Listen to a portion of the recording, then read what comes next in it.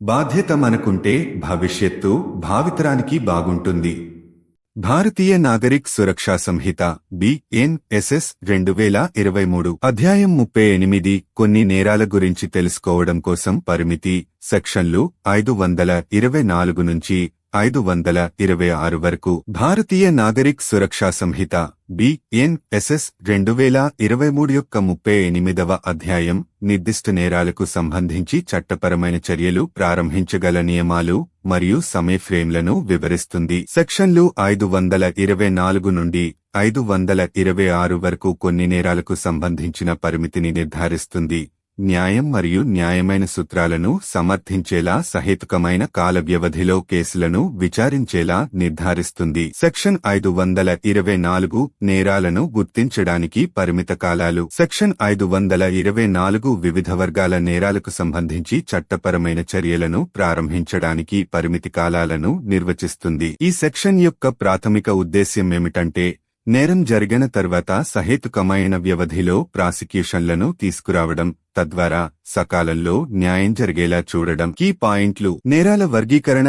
నేరాలు వాటి తీవ్రత మరియు స్వభావమాధారంగా వర్గీకరించబడతాయి. ప్రతి ఒక్కటి నిర్దిష్ట పరిమితి వ్యవధితో ఉంటాయి. సాధారణ పరిమితి కాలాలు.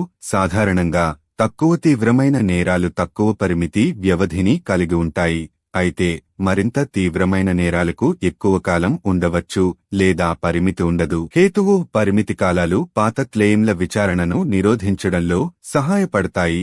ఇక్కడ సాక్ష్యం క్షీణించి ఉండవచ్చు మరియు సాక్షుల జ్ఞాపకాలు క్షీణించవచ్చు. సాక్ష్యం తాజాగా మరియు నమ్మదగనదిగా ఉండే న్యాయమైన విచారణకు నిందితుడి హక్కులతో సకాలంలో ప్రాసిక్యూషన్ అవసరాన్ని సమతుల్యం చేయడం ఈ విభాగం లక్ష్యం. విభాగం 525 పరిమితి కాలం యొక్క గణన. సెక్షన్ 525 సెక్షన్ 524లో పేర్కొన్న పరిమితి కాలాలను లెక్కించడానికి మార్గదర్శకాలను అందిస్తుంది. ఈ విభాగం పరిమితి వ్యవధి యొక్క ప్రారంభ మరియు ముగింపు తేదీలను నిర్ణయించడంలో స్పష్టత మరియు స్థిరత్వాన్ని నిర్ధారిస్తుంది. కీ పాయింట్లు: ప్రారంభ స్థానం. పరిమితి వ్యవధి సాధారణంగా నేరం జరిగిన తేదీ లేదా నేరం జరిగినట్లు మొదట తెలిసిన తేదీ నుండి ప్రారంభమవుతుంది. మినహాయింపులు: అవసరమైన ఆంక్షలు లేదా ప్రాసిక్యూట్ చేయడానికి అనుమతులు పొందేందుకు తీసుకున్న సమయం వంటి పరిమితి వ్యవధి యొక్క గణన నుండి నిర్దిష్ట కాలాలు మినహాయించబడవచ్చు. అంతరాయాలు మరియు పొడిగింపులు: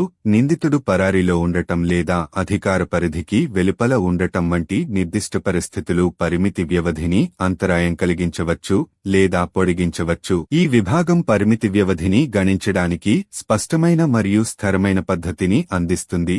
చట్టబద్ధమైన గడువులోపు ప్రాసిక్యూషన్లు ప్రారంభించబడతాయని నిర్ధారిస్తుంది. సెక్షన్ 526 పరిమితి వ్యవధి ముగింపు పరిణామాలు. సెక్షన్ 526 ఒక నేరాన్ని గుర్తించడానికి పరిమితి వ్యవధి ముగిసినప్పుడు చట్టపరమైన పరిణామాలను వివరిస్తుంది. నిర్ణీత గడువులోపు ప్రక్రియను ప్రారంభించడంలో విఫలమైతే స్పష్టమైన పరిణామాలు ఉన్నాయని ఈ విభాగం నిర్ధారిస్తుంది. కీ పాయింట్లు: ప్రాసిక్యూషన్కు బార్. పరిమితి వ్యవధి ముగిసిన తర్వాత సాధారణంగా నేరం గురించి విచారణ తీసుకోకుండా కోర్టు నిషేధించబడుతుంది.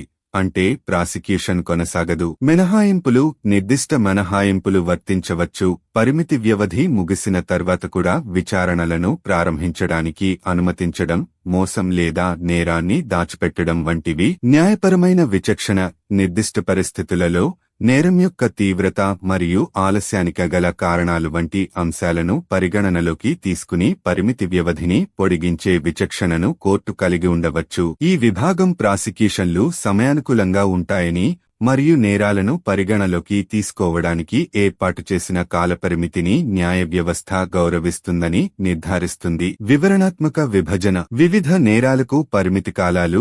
సెక్షన్ 524 నేరం యొక్క స్వభావం మరియు తీవ్రతను బట్టి పరిమితి కాలాలు మారుతూ ఉంటాయి. ఉదాహరణకు చిన్న దొంగతనం వంటి చిన్న నేరాలకు 1 సంవత్సరం పరిమితి వ్యవధి ఉండవచ్చు.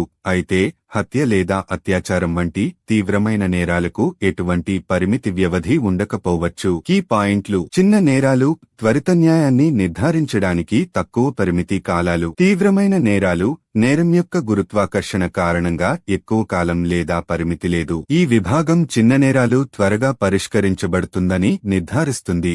అయితే తీవ్రమైన నేరాలు గడిచిన సమయంతో సంబంధం లేకుండా ప్రాసిక్యూట్ చేయబడతాయి. గణన మరియు మినహాయింపులు సెక్షన్ 525 పరిమితి వ్యవధి యొక్క గణనలో నేరం జరిగిన తేదీ మరియు ఏదైనా అనుమతించదగిన మినహాయింపులను పరిగణనలోకి తీసుకుంటారు. ఉదాహరణకు ప్రభుత్వాధికారం నుండి మంజూరు పొందడానికి 6 నెలలు పట్టినట్లయితే ఈ వ్యవధిని పరిమితి గణన నుండి మినహాయించవచ్చు. కీ పాయింట్లు: ప్రారంభ తేదీని క్లియర్ చేయండి.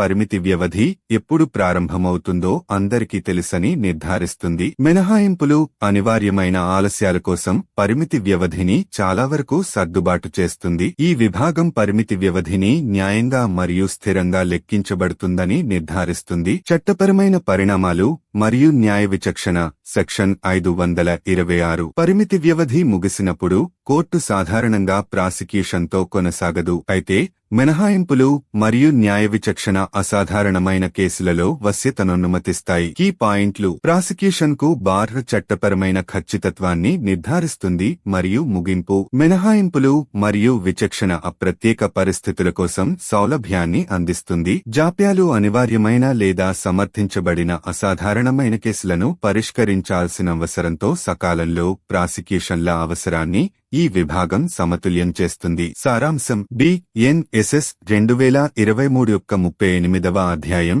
క్రిమినల్ ప్రాసిక్యూషన్లను ప్రారంభించాల్సిన పరిమిత కాలాల కోసం స్పష్టమైన ఫ్రేమ్వర్క్ ను ఏర్పాటు చేస్తుంది. 524 నుండి 526 వరకు ఉన్న సెక్షన్లు న్యాయ ప్రయోజనాలను మరియు నిందితుల హక్కులను సమతుల్యం చేస్తూ సహేతుకమైన కాల వ్యవధిలో కేసులను కోర్టుకు తీసుకురావాలని నిర్ధారిస్తుంది. నిర్దిష్ట పరిమితి కాలాలను నిర్వచించడం ద్వారా, వాటి గణనకు మార్గదర్శకాలను అందించడం ద్వారా మరియు గడువు ముగింపు యొక్క పరిణామాలను వివరించడం ద్వారా ఈ అధ్యాయం సకాలంలో మరియు న్యాయమైన విచారణలను ప్రోత్సహిస్తుంది. ఇది సాక్ష్యం నమ్మదగానదిగా ఉంటుందని మరియు న్యాయం సమర్థవంతంగా నిర్వహించబడుతుందని నిర్ధారిస్తుంది. అయితే తీవ్రమైన నేరాలను ఇప్పటికీ ప్రాసిక్యూట్ చేయవచ్చని నిర్ధారించడానికి అసాధారణమైన కేసులలో సౌలభ్యాన్ని అనుమతిస్తుంది. సమాచారంతో ఉండండి, సౌకర్యంతో జీవించండి.